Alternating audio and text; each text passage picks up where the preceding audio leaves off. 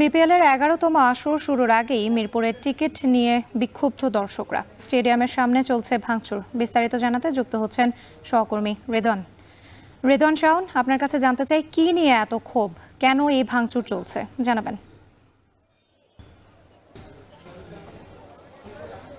আসলে সকাল থেকে এখানে বেশ কিছু দর্শক টিকিট যারা পাননি, গতকাল থেকে তারা চেষ্টা করছেন টিকিটের, কিন্তু তাদের অভিযোগ যে অফলাইনে এবং অনলাইনে কোনোভাবেই তারা টিকিট নিতে পারেনি।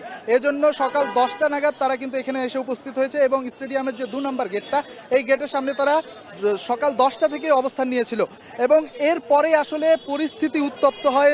পুলিশের সাথে তাদের বাক্য বিনিময় হয় এবং এক পর্যায়ে কিন্তু তারা 2 নম্বর গেটের একটা পাশ কিন্তু ভেঙেই ফেলে।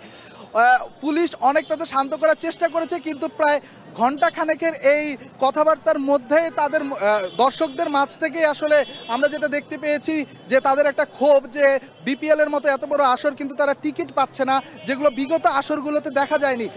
বিগত আসরগুলোতে 3 দিন আগেই কিন্তু দর্শকদের জন্য টিকিটের ব্যবস্থা করা হতো, কিন্তু আমরা দেখতে পেরেছি 25 ঘন্টা আগে এবারের বিপিএলকে সামনে রেখে আসলে টিকিটের ব্যবস্থা করা হয়েছে, যার কারণে মিডিয়ারা, যারা সংবাদ মাধ্যম, তারাও সেভাবে টিকিটের ব্যাপারটি প্রচার করতে পারেনি, ঠিক কিভাবে দর্শকরা টিকিট পেতে পারে।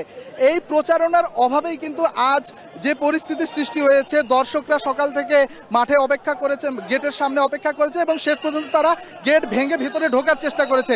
এরপরেই কিন্তু আসলে পুলিশ মারমুখী অবস্থানে গিয়েছেন এবং অনেকের উপর লাঠিচার্জ করেছেন এবং আমার সামনে থেকে একজনকে আটক করে ভেতরেও নিয়ে যাওয়া হয়েছে স্টেডিয়ামের। আপনারা বর্তমান পরিস্থিতি দেখতে পাচ্ছেন, এখানে একটা ভয়াবহ পরিস্থিতি। আসলে ক্রিকেটকে কেন্দ্র করে দেশের মানুষের যে আবেগ, এই আবেগের বহিঃপ্রকাশটাই হয়তো এখানে দেখিয়েছে দর্শকরা। তারা আসলে ক্রিকেটটা ভালোবাসে, তারা আসলে মাঠে থেকে খেলাটা দেখতে চায়, কিন্তু যখন তাদের সেই ইচ্ছাটা পূরণ হচ্ছে না, তখনই আসলে এরকম একটা পরিস্থিতির সম্মুখীন হতে হয়েছে।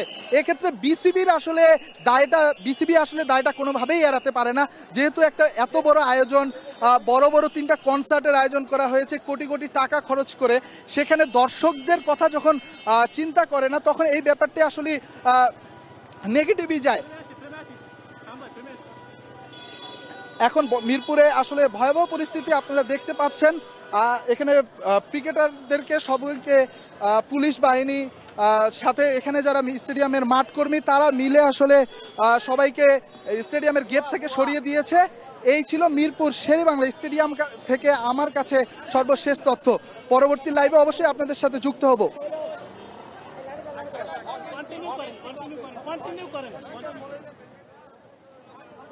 দর্শক, এই মুহূর্তে মিরপুর শেরেবাংলা স্টেডিয়ামে আমরা দেখতে পাচ্ছি ভয়াবহ পরিস্থিতি। পুলিশ এবং বিসিবির যেসব নিরাপত্তার জন্য যেসব কর্মী রয়েছেন, তারা মিলে আসলে দর্শকদের বিসিবি 2 নম্বর গেট থেকে সরিয়ে দিয়েছে। আপনারা এখন নিশ্চয়ই ফ্রেমে দেখতে পাচ্ছেন গেটের যে অবস্থা, 2 নম্বর গেট, আসলে গেটটি ভেঙে ফেলা হয়েছে রীতিমতো।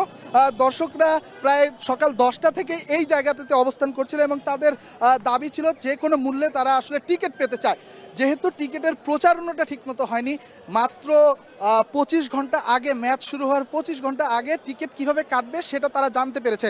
ইভেন গতকাল দুপুর 12টা পর্যন্ত গণমাধ্যম কর্মীরাও জানতো না আসলে টিকিটটা ঠিক কিভাবে দেয়া হবে, যার কারণে এই প্রচারণাটা দর্শক পর্যন্ত পৌঁছায়নি। আর প্রচারণাটা যেহেতু দর্শক পর্যন্ত যায়নি, সেহেতু দর্শকদের মধ্যে এটি নিয়ে একটা দ্বিধাদ্বন্দ্ব ছিলই।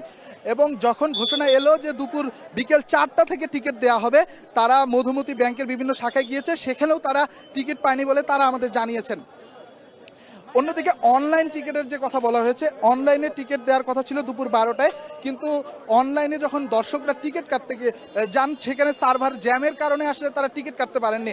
এই জন্য অনেক দর্শকের অভিযোগ, তারা বরিশাল থেকে এসেছে, কেউ নেত্রকোনা থেকে এসেছে, তারা এখানে হোটেলে উঠেছে এবং তাদের ভাষ্যমতে যে ভাই, এত টাকা খরচ করে যখন আমরা এত দূর থেকে আসার পরে আমরা আসলে দেখতে পাচ্ছি না ম্যাচটা, টিকিট পাচ্ছি না, পরিশ্রম করছি কিন্তু টিকিটটা পাচ্ছি না। এই ছিল এখন পর্যন্ত আমার কাছে মিরপুর শেরেবাংলা স্টেডিয়াম থেকে সর্বশেষ তথ্য। পরবর্তী লাইভে অবশ্যই আপনাদের সর্বশেষ তথ্য জানাতে সাহায্য করব। বিপিএলের 11তম আসর শুরুর আগেই মিরপুরে টিকিট নিয়ে বিক্ষুব্ধ দর্শক। এ নিয়ে বিস্তারিত জানাচ্ছিলেন সহকর্মী রেদওয়ান শাওন।